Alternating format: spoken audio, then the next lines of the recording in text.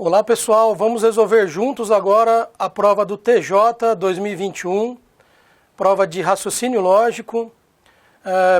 Para quem estudou, acredito aí que tenha gabaritado essa prova, apesar dela estar um grauzinho de dificuldade a mais do que as provas anteriores. Então, eu particularmente achava que ela vinha um pouquinho mais fácil, mas a gente se preparou aí para uma prova mais difícil, então provavelmente vocês não tiveram dificuldade na prova. Mas eu vou apontar aí duas questões, que talvez desse aí um pouco, de grau de dificuldade que destoou das anteriores. Então, eu considero ela um pouquinho mais difícil que as outras por causa de duas questões que eu vou estar apresentando.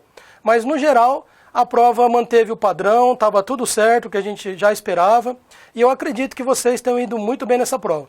Vamos resolver agora, vamos discutir os pontos aí, que a gente deveria ter levado em consideração nessa prova. Então, vamos lá. Primeira questão.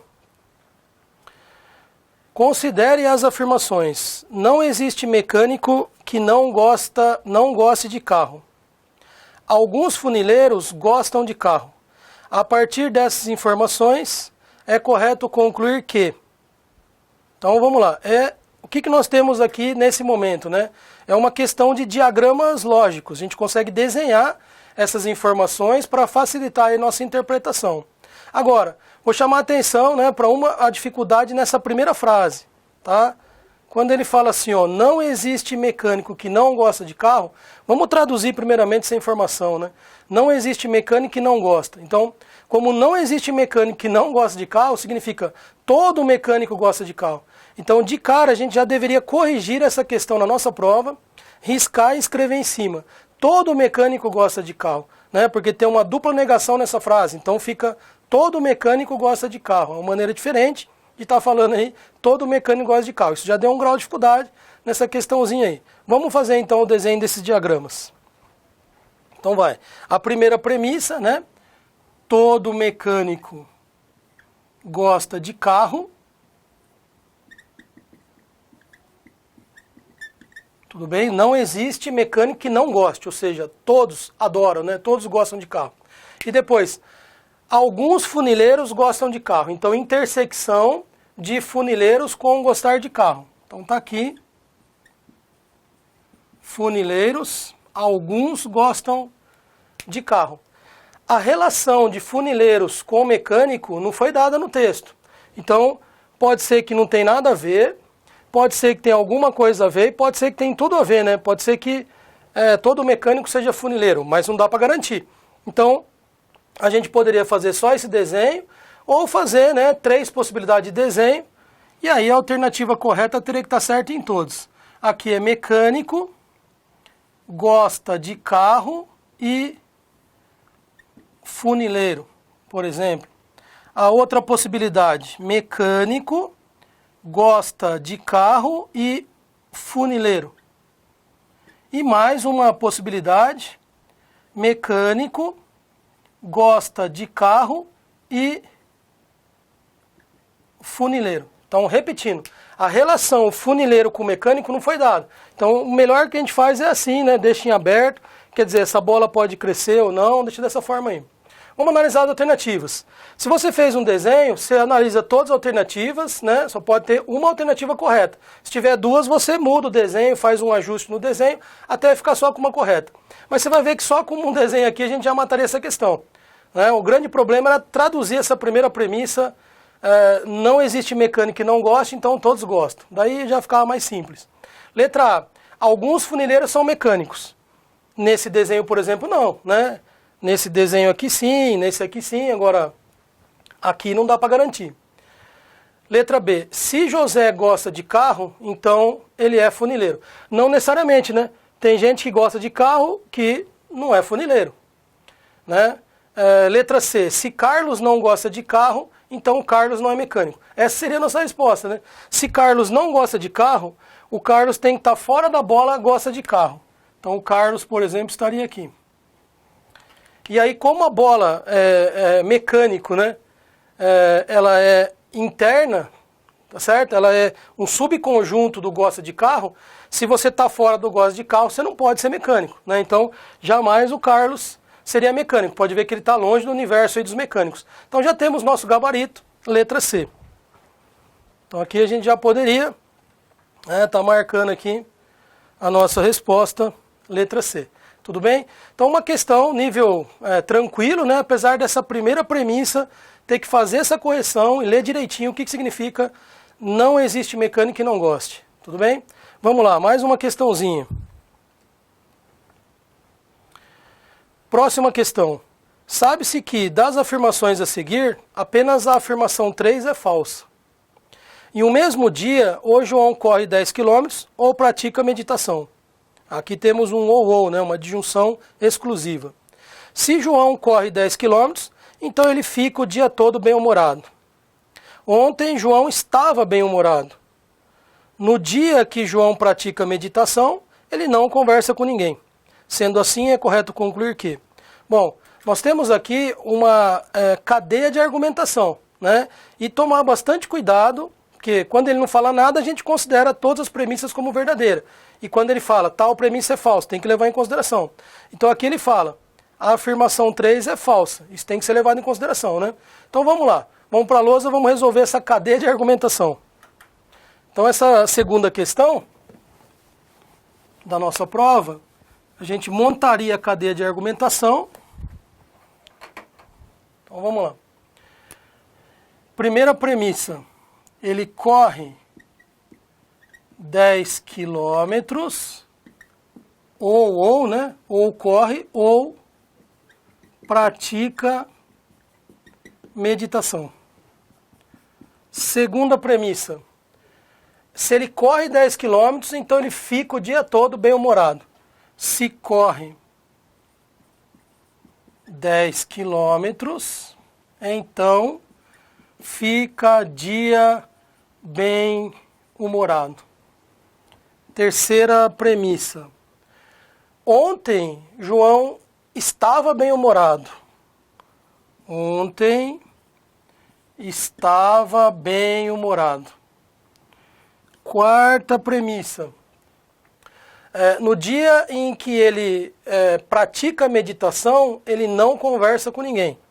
Então, se ele pratica meditação,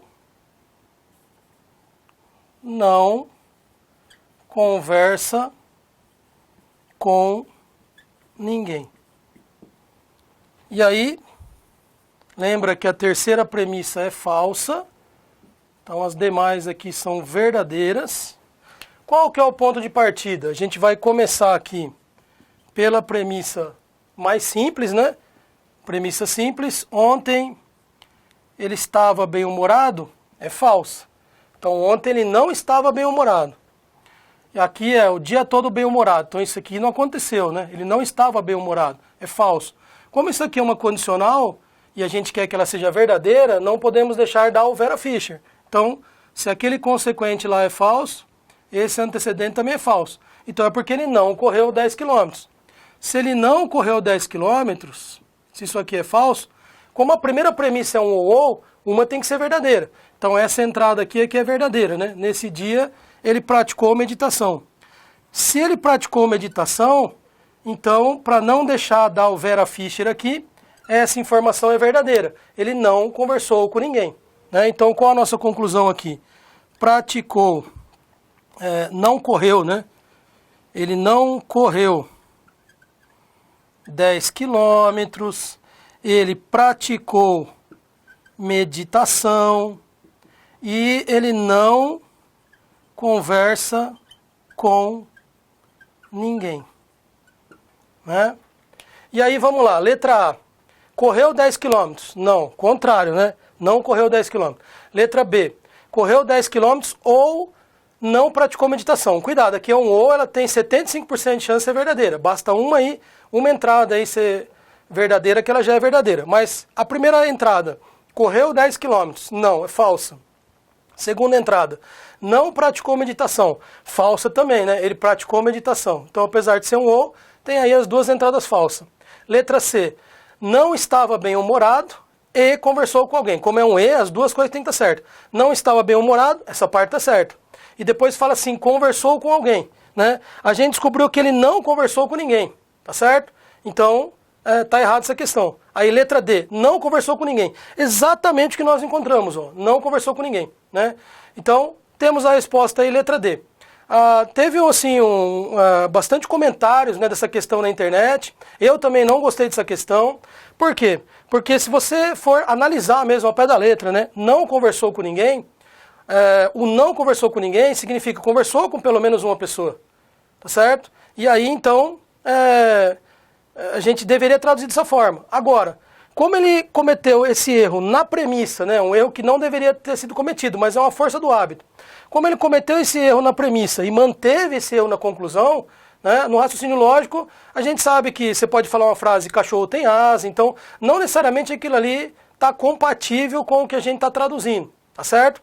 Então, como essa letra D está extremamente compatível com a premissa dele, essa seria a alternativa correta, tá bom? Então, teve aí, né, um comentário a respeito de recurso, essa questão, ela não está muito bem formulada, mas não cabe recurso aqui. A VUNESP já cometeu esse deslize, né, algumas vezes, não foi a primeira vez, e ela nunca deu recurso nesse sentido. Então, aqui você entender que a frase não conversa com ninguém, manteve como verdadeira. Então, ele não conversou com ninguém. Tá ok? Apesar dessa redundância na frase, né, que a gente também não gostou aí da VUNESP ter preparado essa questão. Mas, como eu disse, né, não é passível aí de recurso por esse motivo, tá joia? Então temos o gabarito aí, letra D. Tá lá a nossa questão. Letra D. Próxima questão, vamos lá. Observe o diagrama a seguir. Pianistas, cantores e dançarinos. A partir das informações fornecidas pelo diagrama, conclui-se que a única afirmação verdadeira é... Então aqui nós temos um diagrama lógico, né, já desenhado, e a gente vai somente traduzir aí o que a gente pode extrair desse desenho. Letra A. Os cantores pianistas são dançarinos. Vamos pintar aqui os cantores pianistas, né? Cadê a intersecção de cantores e pianistas? Olha lá, ó. Repara que aqui estão os cantores pianistas. Aí a alternativa E fala, eles são dançarinos. Com certeza, né? Então, eles estão dentro do universo dos dançarinos. Então, a gente já teria a resposta aí, letra A. O que a gente comenta no curso, né, é que quando é diagrama lógico, é interessante você analisar todas as alternativas para ver se você não cometeu um deslize de interpretação e, às vezes, ter mais de uma correta e você analisar com calma, né, para poder captar aí qual realmente está 100% correta. Mas aqui deu muito na cara, a letra A já é o nosso gabarito, só vou continuar mostrando aqui as demais alternativas para a gente ir treinando, né? Então, letra B. Todo pianista é cantor ou dançarino. Bom, a palavra todo é uma bola dentro da outra. Então, todo pianista é cantor, a bola piano tinha que estar dentro do canto. Não tá, então já está errado essa parte. Depois, ou, né, como ele falou, um ou, basta uma entrada aí está correta. Então, ou eles são dançarinos, ou seja, todo pianista é dançarino. De novo, né, a bola pianista tinha que estar dentro da bola dança. Também não está, então essa B está furada. Letra C. Os pianistas que não são dançarinos são cantores. Vamos pintar os pianistas que não são dançarinos, né? Pianista que não é dançarino, está aqui. Esse povo, eles são cantores? Não, eles estão fora da bola cantor, então está errado aí também letra C. Letra D. Todo cantor é pianista. De novo, né, a palavra todo exige uma bola dentro da outra. Então, todo cantor é pianista? A bola canto está dentro do piano? Não. Então está errado essa aí também. E a letra E. Os dançarinos que são pianistas são cantores. Vamos pintar os dançarinos que são pianistas, né? Cadê os dançarinos que são pianistas? Está aqui. Dançarinos que são pianistas. Todos eles são cantores? Não, uma parte sim, né? Agora, quando você fala os dançarinos que são pianistas são cantores, você está generalizando. Você está colocando como todo. Então aqui está escrito, todos os dançarinos pianistas têm que ser cantor para essa letra estar correta. Então, a mais correta de todos aí, é que está 100% correta, é a letra A, a gente já tinha visto de imediato, só quis aqui mostrar, né, essa condição que a gente comenta na sala de aula, de você tentar observar todas as alternativas com bastante calma aí. Então já temos aqui o nosso gabarito, letra A, tá joia? Vamos lá, mais uma questãozinha aí. Identifique a afirmação que corresponde à negação lógica da seguinte afirmação. Se a questão é fácil, então todos os candidatos acertam. É uma condicional, né? Se, então. e a gente tem ainda um quantificador, o todo envolvido aí. Então essa negação ela vai exigir duas técnicas, né? Negar a condicional, que a gente vai usar aí o mnemônico mané, mantém e nega, né? Que seria justamente da Olvera Fischer. E vamos também ter que negar esse todo, negação do todo, algum não, pelo menos um não, basta um não. Vamos lá, vamos fazer essa questão. Então vamos escrever essa frase que ele deu pra gente. Se a questão é fácil, então todos candidatos acertam. Negação. Então aqui a gente vai usar duas técnicas, né? Como é que eu nego uma condicional? Eu tenho que forçar ela da Vera Fischer. Então a primeira parte é verdadeira, a questão é fácil e a segunda parte é falsa. Como que eu falsifico todos os candidatos acertam, né? Pelo menos um candidato não acerta. Nem todo candidato acerta. Algum candidato não acerta. Né? Existe candidato que não acerta. Qualquer uma dessas frases aí poderia estar representando a negação do todo. Letra A questão é fácil ou, já deu errado, né? Negação da condicional aí fica o E. O mnemônico é o mané, mantém e nega. Letra B, a questão é fácil, tá correto, e pelo menos um candidato não acerta. Aí bateu, né? Pelo menos um candidato não acerta, questão é fácil e pelo menos um candidato não acerta, já temos aí a negação. Tenho certeza que você acertou tranquilamente essa questão, a gente treinou bastante aí a parte de negações, a gente já estava esperando uma questão desse tipo aí na prova, né? Então já temos aqui o nosso gabarito. Tá lá, a questão é fácil e pelo menos um candidato não acerta. Tá joia? Próxima questão, vamos lá. Uma afirmação equivalente à afirmação. Se a Alice estuda, então ela faz uma boa prova. E se a Alice estuda, então ela não fica triste. Bom, essa é uma das questões que eu fiz o comentário, né, no início aqui do nosso vídeo, que essa prova é um pouquinho mais difícil que as outras. É nesse sentido que eu estava falando. Principalmente, né, pensando aqui nessa questão. É uma questão de equivalência. A gente já estava preparado aí para a questão de equivalência, mas a VUNESP ela cobra dois tipos de questões de equivalência. A equivalência clássica, que é o troca, nega, ou o Neymar, que a gente se preparou, e às vezes ela pede uma leitura da frase, né? Como a gente também estudou em sala de aula, já houve questões dela dar uma, por exemplo, uma disjunção exclusiva, né? Que é um ou, e a gente tem que traduzir o ou, né? Acontece o A ou B, mas nunca ambos, por exemplo, né? Mas não ambos, jamais os dois. Tá? Uma tradução da frase. E já tivemos uma questão também que ele falava da pessoa usar calça branca e bermuda calça branca e camisa branca, calça branca e camisa listada, e era apenas uma tradução dessa frase que ele gostaria, né? Então equivalência significa igualdade. Então é a mesma tabela verdade, mas essa questão, se a gente mantesse a calma, né? Vamos supor que eu falo para você assim, ó, vou colocar uma situação hipotética. Antes da prova eu falo para você, se eu passar nessa prova do TJ, se eu passo nessa prova do TJ, eu vou morar em São Paulo. E depois eu falo mais uma frase. E se eu passo na prova do TJ, eu vou dar um presente pro Cazu. Tá bom? Então eu falei isso daí. O que acontece se eu passar na prova do TJ? Pensa um pouquinho aí. Então, você já descobriu, né? Se eu passar na prova, eu vou morar em São Paulo e vou dar um presente para o Cazu. Então, o que ele queria era isso aqui, na verdade, né? Ele deu duas condições. Se a Alice estuda, ela faz uma boa prova. Então, uma causa e consequência. E se a Alice estuda, ela não fica triste. Então, o que ele está querendo dizer? Se a Alice estuda, o que vai acontecer com ela? Duas condicionantes, né?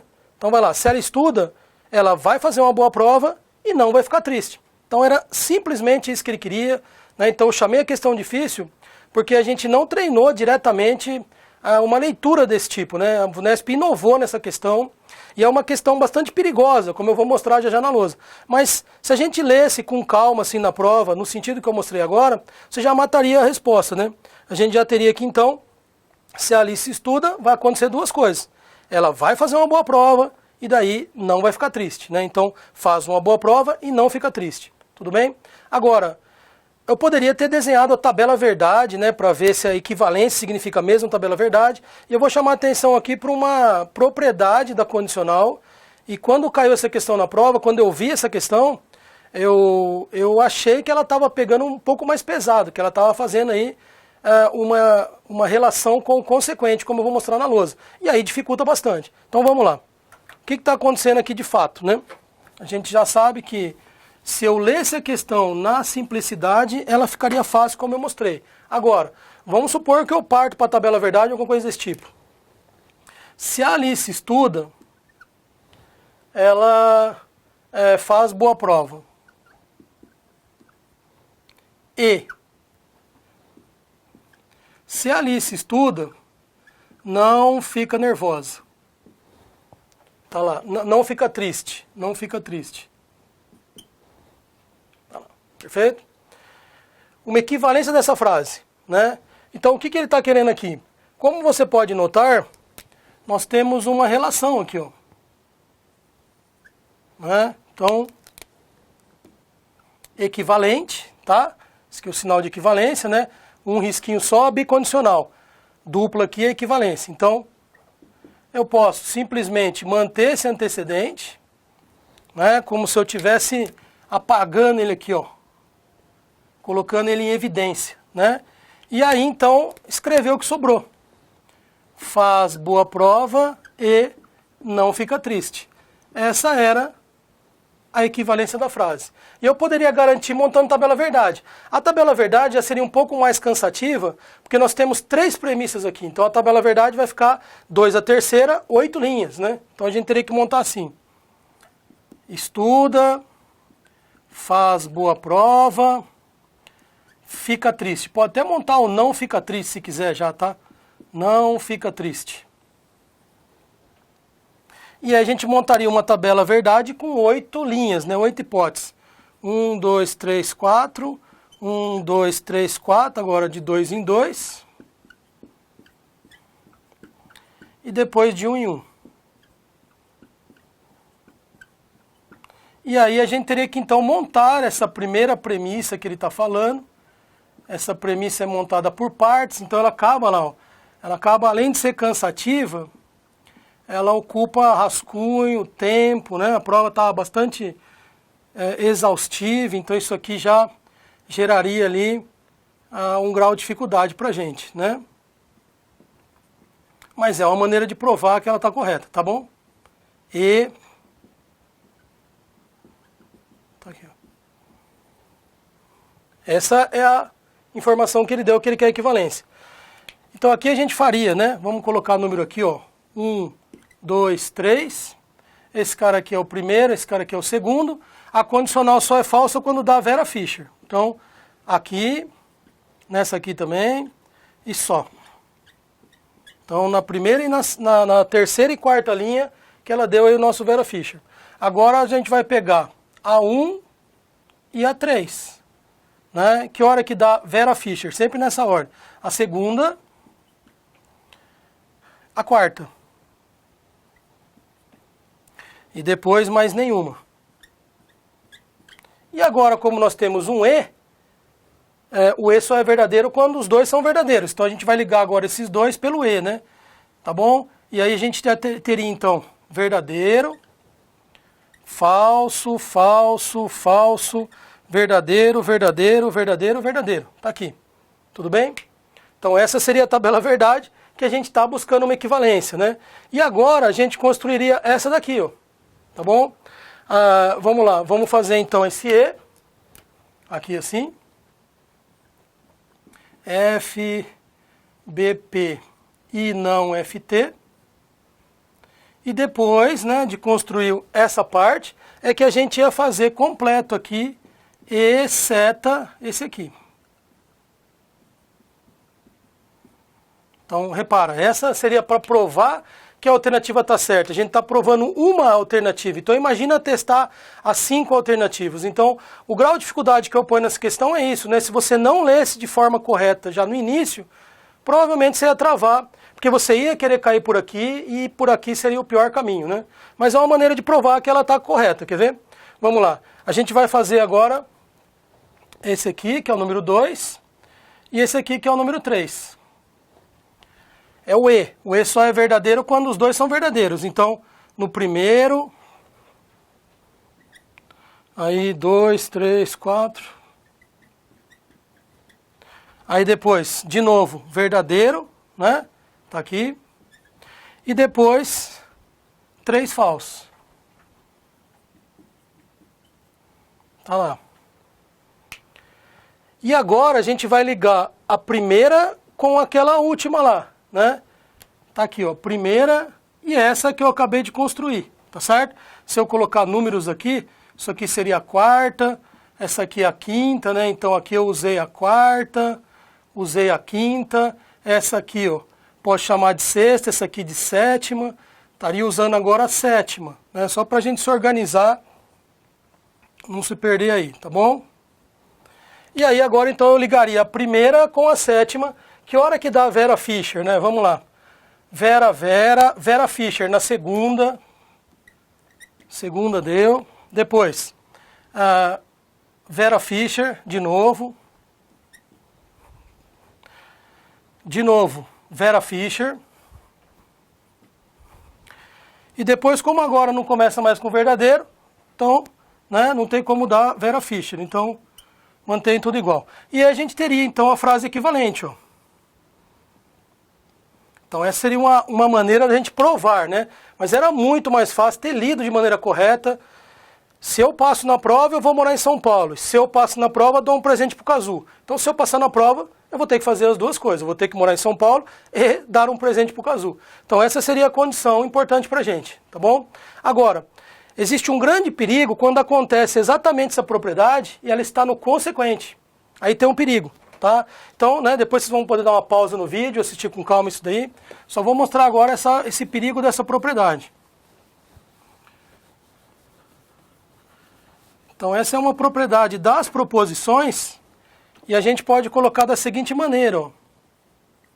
Quando você tem condicionais, né, e o antecedente é repetido, como a gente falou agora, né, quando você traduz essa frase, você deve fazer isso. Copiar esse elemento repetido, né, junto com o conectivo, tudo certinho lá, ó, a seta. E imagina que você está apagando ele. E aí sobra, aqui C. B e C. Olha lá, mantenha a igualdade aí, né? Agora, se acontecer, tá? Pode ser que uma outra prova aí que a gente está fazendo da VUNESP aconteça isso daqui. Olha lá. Agora, o que está acontecendo aqui, né? Se você fizer uma boa prova, você dá um presente pro Cazu. Tá certo? Se você... Se chover, você dá um presente pro Cazu. Então, como que você vai dar um presente pro Cazu? Basta uma coisa acontecer, tá? Se uma coisa acontecer, você já teria que dar o presente para ele. Então, aqui, quando o repetido é no consequente, tá? Se você montar aquela tabela que eu mostrei agora, você vai ver que existe uma inversão, né? Olha lá, eu copiei. E aí, se eu apagar esse cara aqui, fica um E.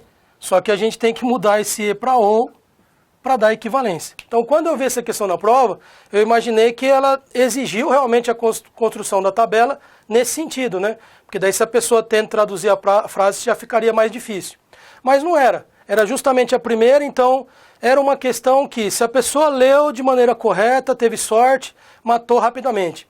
E se ela pegou o caminho errado, aí ela, né, achou a questão extremamente complicada, então eu vou botar o peso dela como complicada. Por isso eu comecei o vídeo falando que eu achei que a prova estava um pouquinho mais difícil que as outras, né? A questão de equivalência a gente esperava aí um troca-nega-nega, um Neymar, que é característica da VUNESP. E nesse momento ela pegou pesado exatamente nessa questão que ela trabalhou aqui, a equivalência. Então a resposta era mais para a gente ver aí de uma maneira mais simples, né? Tá bom? Se ela estuda, acontece isso e acontece aquilo. Então, bateu, já era aí nossa letra C. Vamos seguindo. Próxima questão, uma sequência, né? Na sequência a seguir, 45, 41, 42, 38, 40, 36, 39, 35, 39, 35, aí vai. A soma entre os elementos da posição 21 e o elemento da posição 26. Ele quer que você soma a posição 21 e a posição 26, né? A gente vai ter que decifrar aqui qual que é a lei de formação dessa sequência e tomar bastante cuidado aí para não errar a posição, né? Posição 21 e 26, para estarmos somando isso daí. Então vamos lá. Vou copiar aqui para a gente essa sequência. E já vamos ver aí qual que é a lei de formação que ele usou para construir essa sequência, né? Então a gente copia todos os números que ele deu, tá? 45, 41, 42, 38, 40, 36, 39, 1, 2, 3, 4, 5, 6, 7. Vamos colocar aqui, ó, 39, daí 35, 39 de novo e depois 35. 2, 4, 6, 8, 10. Vamos colocar de 10 em 10, né, que aí facilita a nossa contagem para o 21 e o 26. E depois ele continua, tá? Então, 12, 13, 14, 15, 16, 17, 18, 19, 20, 21, 22, 23, 24, 25 e 26. Aqui é o 21º, aqui é o 26º, né? E a gente vai tentar entender o que está acontecendo aí agora na lei de formação. A primeira coisa que a gente tenta, como os números não estão crescendo muito, de um número para o outro não cresceu tanto, então vamos pensar a soma, né? Quando aumenta muito rápido, aí geralmente multiplicação diminui muito rápido, divisão. Então primeiro, vamos tentar aqui se é soma ou subtração. Então, daqui para cá, ele subtraiu 4. Daqui para cá, somou 1. Daqui para cá, né? 42 tira 38. Subtraiu 4. Daqui para cá, 38 para 40, somou 2. Tirou 4, somou 3. Tirou 4, somou 4. Ó, então já deu para entender aqui a lei de formação dela, né? O menos 4 é constante. Agora, a soma está aumentando, né? Seguindo a enumeração natural. 1, 2, 3, 4, 5 e aí vai, né? Como a gente quer esses elementos, a gente não precisava, talvez, trabalhar todos. A gente poderia pensar o seguinte, ó. Ou partir até onde a gente fez, né? Ou eu vou começar aqui mesmo, ó. Aqui a gente tirou 4, pula, tira 4, pula, tira 4, pula, tira 4, aí depois pula de novo, né? Tira 4, tira 4, tira 4, aqui pula. Então talvez organizando 10 em 10 facilita esse efeito visual, né? Aí depois, aí aqui pulou. Então, o que aconteceu, né?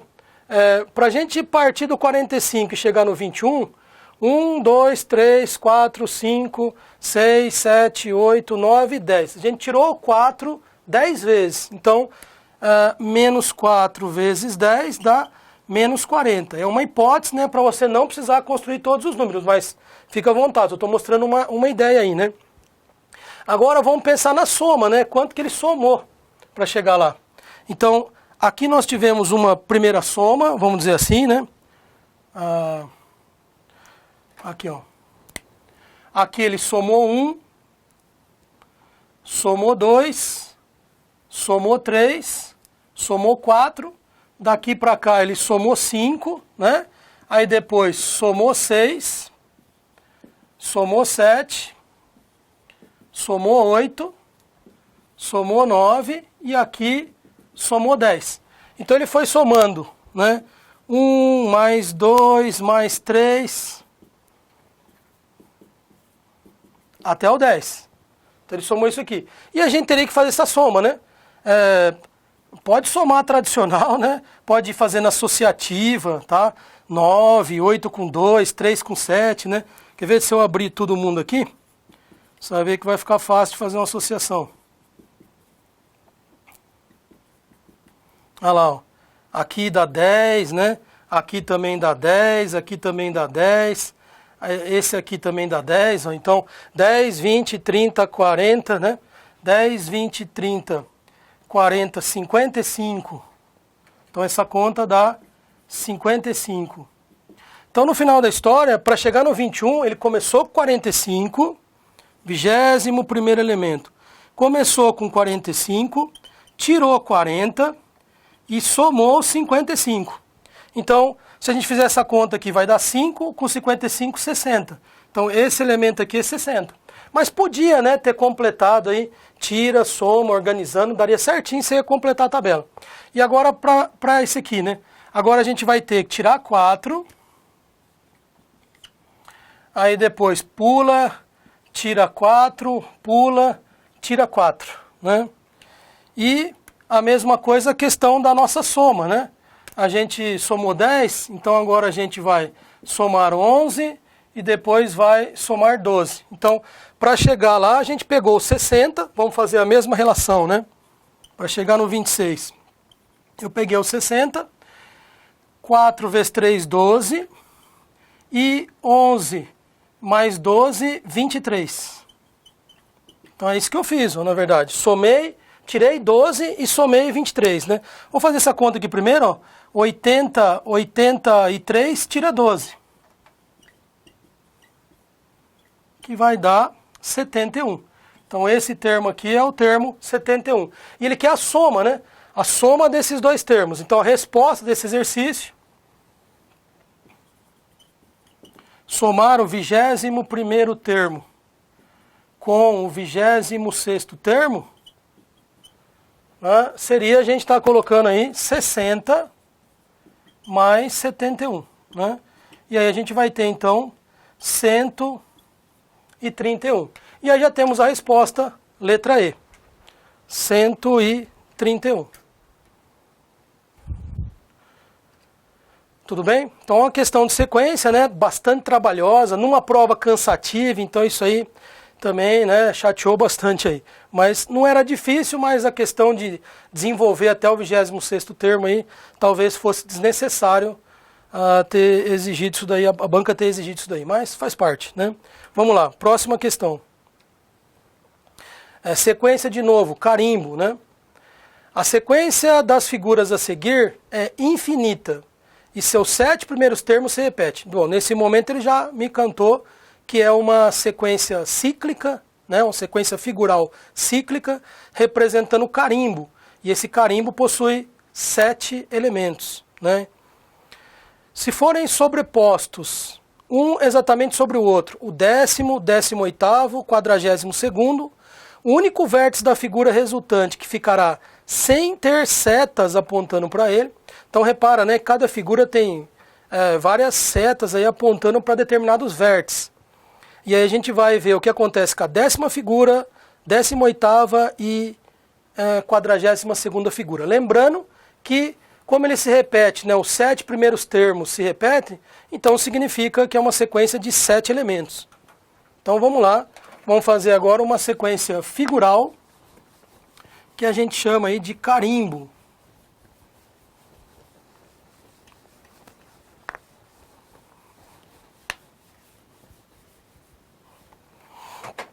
Então, como é que é essa história do carimbo? A gente pega o elemento que a gente quer e divide, né, pelo número de...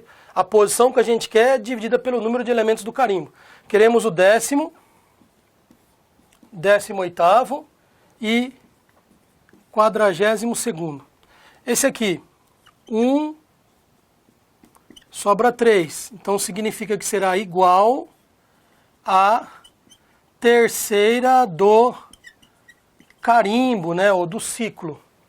Aqui, 2 dá 14, sobra 4. Igual a quarta do carimbo. E esse daqui, 6 vezes 7, 42, dá 0. Quando sobra 0 é porque fechou o ciclo, então é igual à última do carimbo, né? Igual a última do carimbo. No caso, a sétima do carimbo. Ok? E aí, né, se a gente copiar lá o carimbo, para a gente entender o que aconteceu. Tá aqui. A terceira figura do carimbo, ela marcava setas nesses vértices. A quarta figura do carimbo, ela marca nesses vértices aqui, ó. Né? E a quinta figura do carimbo, a sétima figura do carimbo, ela marca nesses vértices aqui, ó. Tá aqui. Então, sobrepondo essas três imagens, o único vértice que vai ficar sem seta é esse daqui, né? Então, chama atenção para o vértice superior, lá em cima. Essa seria, então, a nossa resposta. Então, já temos aí o nosso gabarito, olha lá, qual que é, né, que tem lá no vértice superior, letra D. Tudo bem? Vamos lá, próxima questão. A sequência a seguir foi criada com um padrão.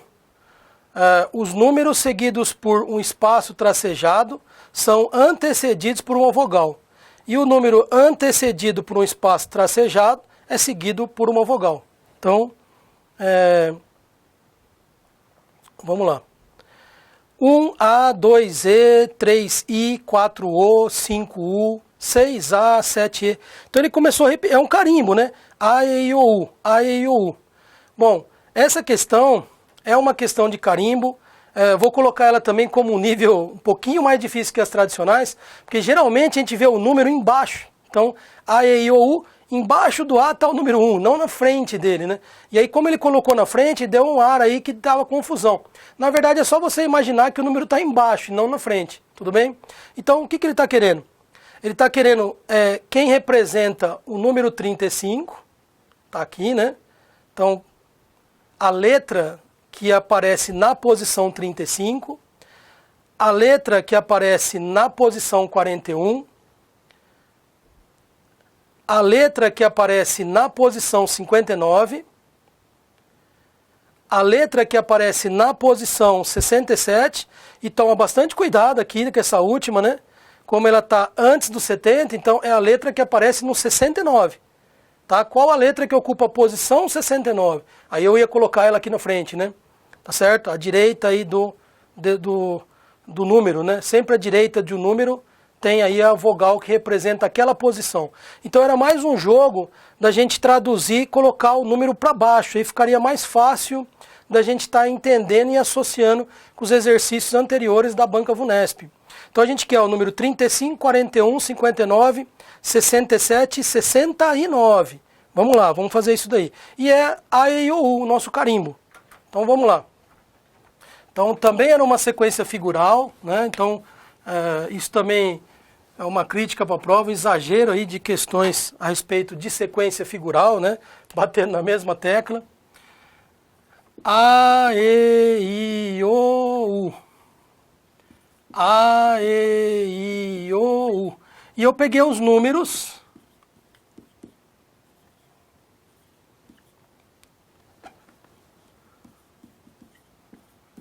E a única coisa que eu fiz, né, foi tirar ele da frente e colocar embaixo. E eu estou querendo quem representa o 35. De novo, esse carimbo tem 5 elementos, né?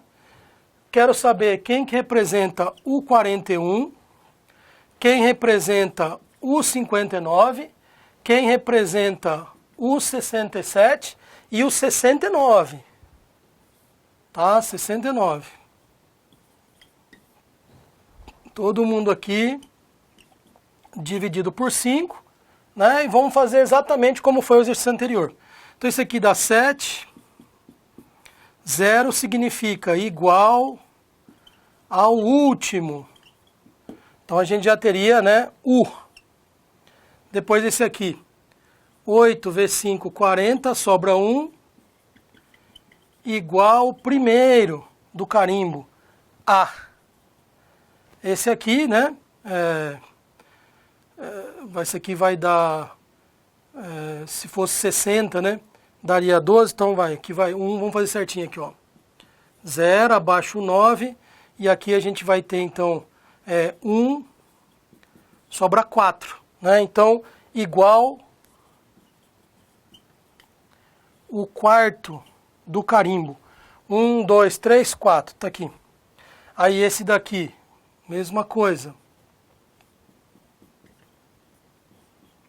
Aqui vai dar 3 vezes 5, 15, sobra 2. Igual o segundo do carimbo. Tá aqui. E depois esse aqui, né? 69, mais ou menos a gente já fez um aqui, ó. Que dá 5, sobra 1. Abaixo 9, né? 3 vezes 5, 15, sobra 4. Igual ao quarto do carimbo. 1, 2, 3, 4. E aí a gente já teria, então, o A ou E. O, tá certo? Então guarda bem isso daí. E já vamos buscar aqui nossa resposta, né? Vamos lá. Então só ficar bastante atento aí com a questão do 69, que eu chamei a atenção que a gente queria. E aí já temos então a resposta, nossa letra A, tá joia? E agora vamos aí para mais uma questãozinha. Considere verdadeiras as afirmações 1, 3 e 4. E considere falsa 2. Então, de novo, cadeia de argumentação.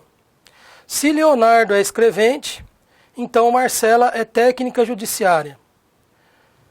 Se Natália é analista judiciária, então Olívia é oficial de justiça. Se Marcela é técnica judiciária, então Olívia é oficial de justiça. Patrícia é juíza ou Leonardo é escrevente. A partir dessas informações é correto concluir que... Bom, vamos lembrar um detalhe importante dessa cadeia de argumentação. A 1, 3 e 4 são verdadeiras. Então a 2... é falsa. Tá? Cuidado com essa informação 2 aqui, que ela é falsa, tudo bem? Então vamos colocar isso aí na lousa. Vamos lá.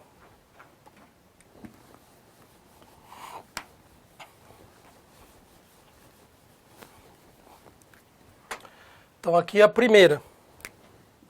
Primeira premissa. Se Leonardo, então Marcelo. Segunda premissa, se Natália, então Olívia. Terceira premissa, Marcela, então Olívia. Quarta premissa, Patrícia ou Leonardo. E aí a 1, 3 e 4 são verdadeiras e a 2 é falsa. Cadê nosso ponto de partida? Está aqui, né? Condicional falsa. Quando que a condicional é falsa? Quando dá o Vera Fischer. Então, esse cara aqui é verdadeiro e esse cara aqui é falso. Então, vamos colocar aqui tudo que é verdade, né? Então, o O é falso, tudo bem? Então, a negativa de Olívia.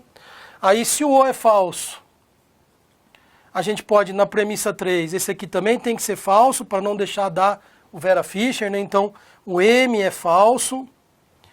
Se o M é falso, a gente pode ir lá na primeira. Então, esse aqui também é falso. E se o L é falso, aqui é um ou, pelo menos um tem que ser verdadeiro. Então, esse aqui é o verdadeiro, né? P é verdadeiro. Aí, vamos lá, letra A. Olivia é oficial ou Leonardo é escrevente? Olivia é oficial? Não. Ou Leonardo é escrevente? Leonardo também não. Letra B, Leonardo é escrevente e Natália é analista. Leonardo é escrevente? Não, já podia parar, né? Porque o E só pode estar certo se tudo estiver certo. Letra C, Patrícia é juíza? Sim. Ou, essa é a correta, né? Basta uma estar correta. Então a gente já teria a letra C, Patrícia é juíza ou Olivia é oficial. Aqui a primeira parte é verdadeira, a segunda não é, mas mesmo assim o ou, basta uma entrada ser verdadeira, que já é verdadeira. Então a gente já teria aí a resposta, né? A nossa letra C, tudo bem? Então uma cadeia de argumentação com ponto de partida, tá tudo sob controle aí. Só tomar cuidado com essa questão da premissa falsa, né? E aí vamos para mais uma questãozinha. A nossa última questão da prova. Na gaveta de camisetas de Gerson, há 5 camisetas pretas, 7 camisetas vermelhas e 9 camisetas azuis. O menor número de camisetas que ele precisará retirar da gaveta, de maneira aleatória, sem saber quais camisetas estão saindo, para ter certeza de ter retirado pelo menos uma camiseta preta e pelo menos uma camiseta azul. Bom, o que acontece, né? Essa questão ela cai na última parte de raciocínio lógico, é o estudo de casos. Esse aqui a gente vai fazer um estudo de casos, né? A gente estava esperando uma questão de associação, que é característica da VUNESP, mas volta e meia lá atrás é uma questão de estuando, essa aqui era um estudo de casos.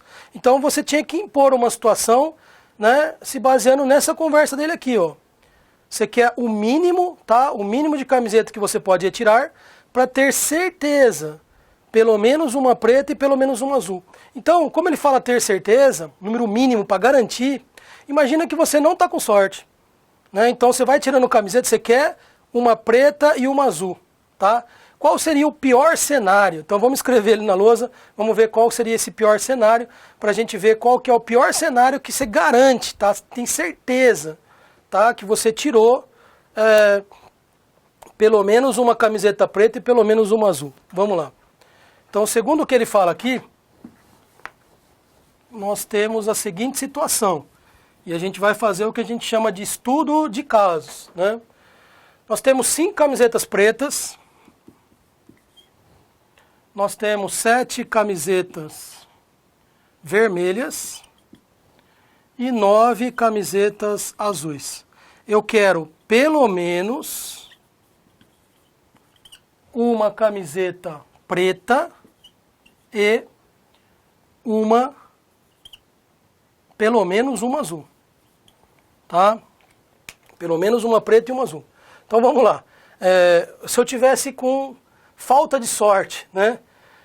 O que acontece? Eu vou tirando camiseta. Se eu tiver sorte, eu tiro 2, né? Uma é preta e uma já é azul. Garantir. Mas isso não é certeza, tem que estar com sorte, né? Então, se eu não tiver com sorte, o que acontece? Eu vou tirar todas as camisetas que eu não quero. Então, é possível retirar 7 camisetas e nenhuma ser o que eu estou precisando. Tá certo? Então, eu tirei 7 camisetas e até agora não saiu. Aí eu começo a tirar agora, por exemplo, as outras camisetas. Pode sair preta ou azul. Vamos colocar o pior cenário, que seria azul aqui, ó. De repente eu posso tirar mais 9 camisetas, e ainda não saiu a camiseta preta que eu queria. Tá? É o máximo de camisetas que eu tô tirando, né? Eu tô com muito azar, não consigo tirar o que eu tô querendo. Então o número mínimo para garantir que você vai ter uma preta e uma azul, era você tirar todas que você não quer, depois, né, as 9 azuis, ainda não tirou o que você quer.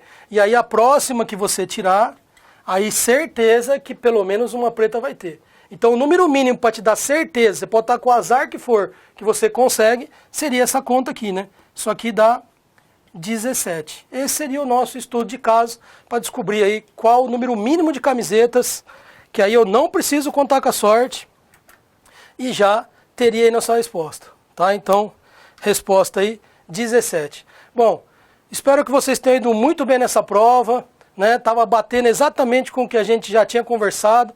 O grau de dificuldade é normal, a gente já esperava aí uma questão mais difícil que as outras, mas tenho certeza que vocês foram bem nessa prova e agora vamos aguardar aí, ansiosos aí, as nomeações. Fica com Deus, pessoal, e até a próxima. Gostou do vídeo? Que bacana! Então clica aí, né? Dá uma curtida, faz um comentário se você puder e inscreva-se no nosso canal no YouTube. E deixa lá no sininho, ao clicar, você recebe as mensagens também de notificação. Visite nosso site e conheça nossos cursos preparatórios para concursos públicos. Muito obrigado!